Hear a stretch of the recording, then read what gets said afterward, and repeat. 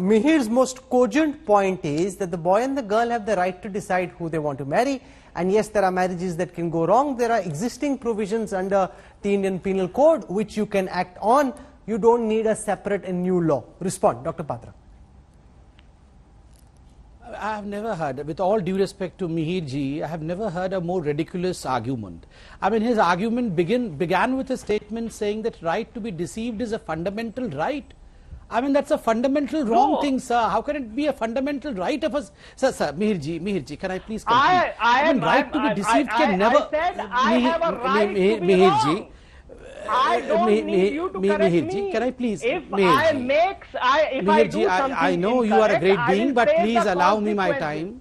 I know you are even a greater being. Sir, and I mean, I have no doubt about your please allow me. Okay, Mihir Srivastava, you must allow Sambit Patra the same courtesy he extended you. He didn't agree a bit with what you were saying, but he heard you out. You must do the same. Yeah, absolutely.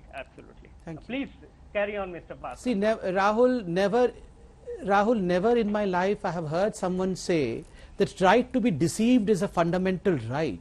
Why do we have laws in this country, or in any country for that matter of purpose, so that no one deceives anyone? Then he goes ahead, when you were in fact squaring against him and you asked him this pertinent question, he says that so what, there is a right to projection. We have a right to appear good. So in fact, if Ramchandra Guha becomes Iqbal Mirchi and presents himself in someone's home and says that I'm Iqbal Mirchi, just because he feels that he wants to be projected, then I firmly believe that Mr. Ramchandra should be penalized. You have no business of projecting you in a wrong manner. Thirdly, I mean, astonishingly, I gave you an example of a great shooter of this country, Tara Shahdev. I said that she was deceived. Her husband was a Muslim who had initially argued that he is Rakesh, later turned out to be Rakib, and in fact she got a divorce. Just imagine the ordeal that lady must have been through. And you say, what's a big deal about it? At the end, she got a divorce.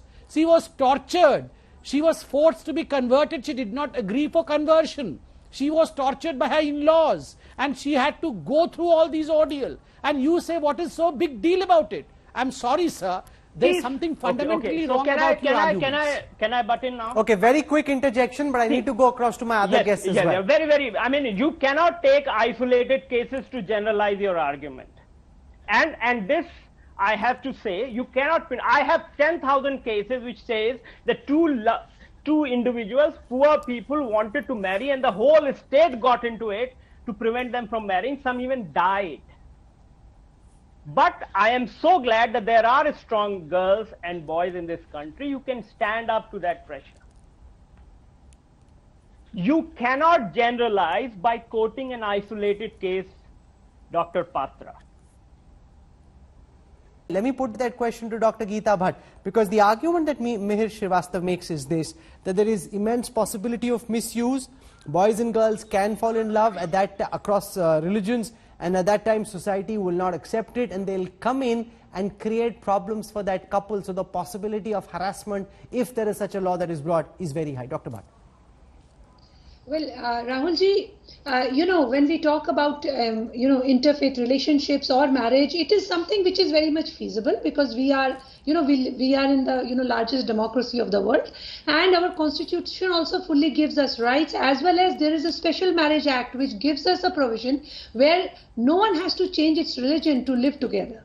So that all is very true, but the fact is that there are many cases which have been reported where the deception of posing as of some other religion and trying to take the confidence of a girl, marrying and then forcibly converting is something that is being coined as Love Jihad, and it is something which even the Kerala Chief Minister Achyutanandan had categorically stated and had said that there are many organizations like Popular Front of India who are pumping in money and converting non-Muslim girls.